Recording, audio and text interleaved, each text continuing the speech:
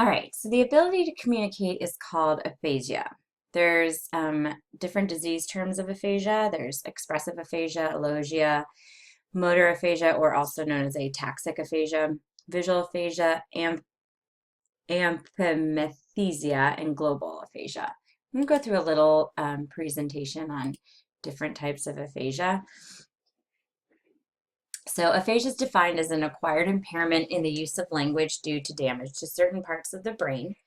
This damage can be caused by injury, stroke, or seizures, and the language deficits include difficulties in language comprehension and execution. Let me just lower this a teeny bit so that you can, okay. All aphasias are classified into two groups. There's fluent aphasias, and this is the inability to understand the language of others and the production of less meaningful speech than normal because you're not understanding, inputting what's coming in. Non-fluent aphasias is difficulty producing fluent, articulated, or self-initiated speech. So you might be inputting, but your output is incorrect. So there's fluent aphasias. There's Wernicke's aphasia.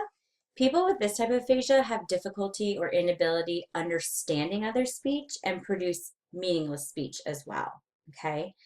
They generally do not realize their speech is meaningless and are surprised when others can't understand them. So there was a really good example of this. I watched an episode of ER. I'm obsessed with that show. And there was a person who, so she's talking, she's telling them all about how, you know, she was at home, she didn't feel very well, then her right side of her face got, kind of felt like it was drooping and she got numb. She noticed like her teeth, her tongue felt thick. And then it cuts to the doctors and nurses who are listening to her and she's just garbling out speech and she's so shocked that they don't understand what she means. So they may demonstrate paragrammatical speech, which means they use inappropriate morphemes. So for instance, a person might say to you instead of for you, or substitute the word pork for fork. This type of aphasia is produced by damage to Wernicke's area of the brain. And we know that Wernicke gets damage to the brain a lot with alcohol, alcoholism with the thiamine deficiency, and also a lot in liver failure. All right. Conduction aphasia. The main symptom of this type of aphasia is difficulty repeating something someone just said. People with this condition have relatively good language comprehension, and their conversational speech is only mildly impaired. This type of aphasia is produced by damage to the left temporoparietal region. It's been suggested that this type of aphasia could come about because of deficits in short-term memory. Okay, anomic aphasia. This aphasia is characterized by difficulty finding names and difficulty substituting indefinite nouns and pronouns.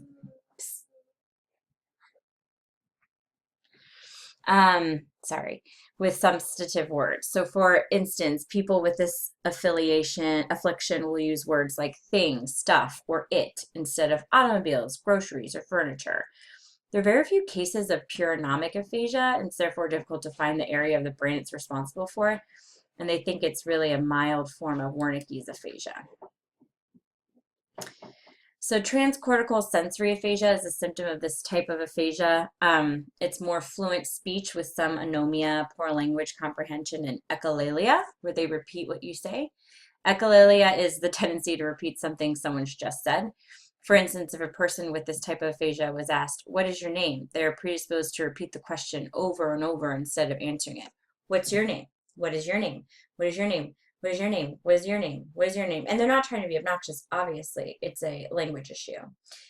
This aphasia may be caused by damage surrounding and including Wernicke. So note to self, Wernicke is important. So non-fluent aphasia, Broca's aphasia. Broca is the part of speech in our brain. This type of aphasia manifests with difficulty initiating well-articulated conversational speech. The language that's produced is slow, labored, and agrammatical, which means words like a, an, or the, and the verb tense is left out of their speech. The aphasia is produced by damage to Broca's area of the brain.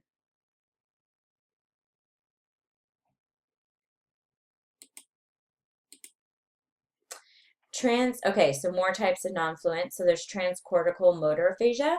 People with this aphasia do not speak unless they're strongly encouraged to do so. And when they do speak, it's labored and non-fluent. Interestingly enough, when these people are verbally presented with long, complicated sentences, they're able to repeat them fluently.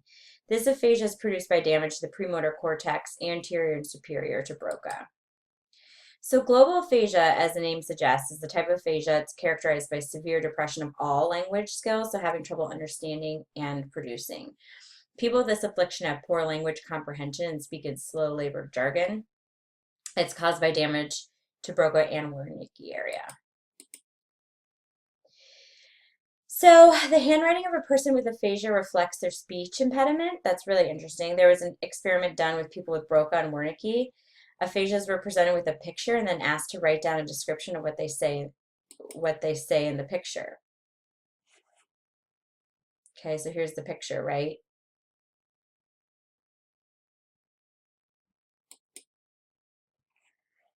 So it says cookie jar following, I think they're trying to say sink rolling, falling off stool, mom, something, right? Notice the use of very few words, but the words do make some sense. Okay. This is someone with Wernicke's, okay? So boy is chair, I think on chair, is on cookie jar, is own the boy, is the other on the boy, is on cookie. The girl is on the floor, is to the our boy. Girl is on wash on the floor. The chicken is the other out here. Girl is all about to cloth to boy up stop. So there are many less forced words, but they don't make much sense. Also because they're not struggling to find their words, their handwriting is a little better. And those are the references for this little Prezi that I found. So nonverbal communication consists of two components, body language and paralanguage. Body language are personal presentation, proxemics, kinesics, and touch. So body language, obviously how you look. So proxemics are not parts of nonverbal body language that include kinesics. So the way you touch, touch the way you feel about being touched, and then also about how you absorb other things.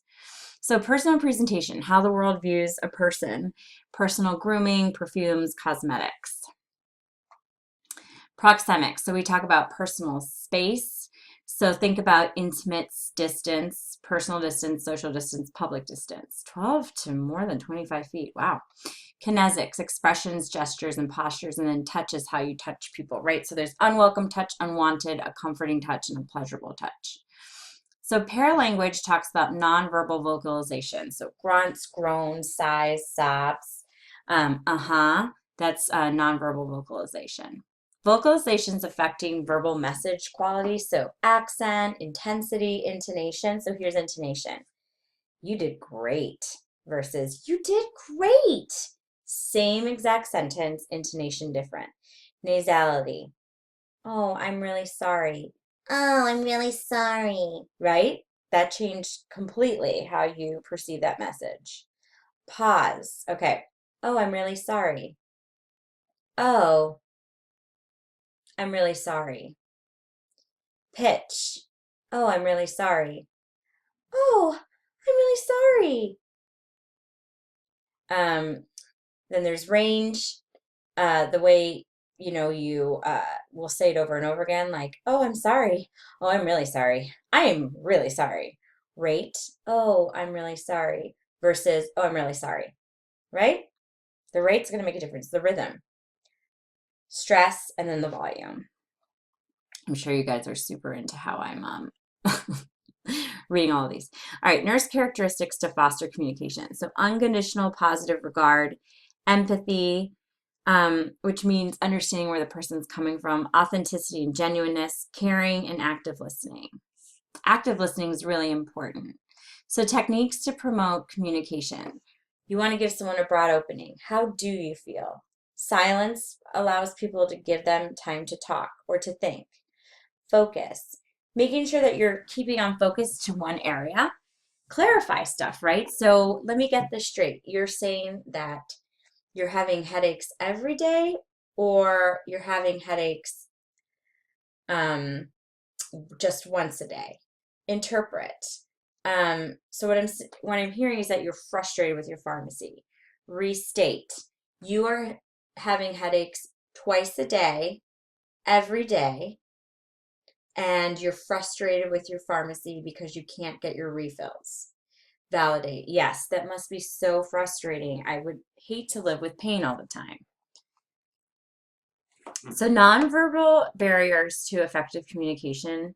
So physical ones are speech impairment, hearing impairment, vision impairment, cognitive impairment, right? Not being able to understand things. Environmental distractions or disruptions, we talked about that. And then psychological, right? Personal perceptions, personal prejudices, fear of person, environment, subject, or lack of interest.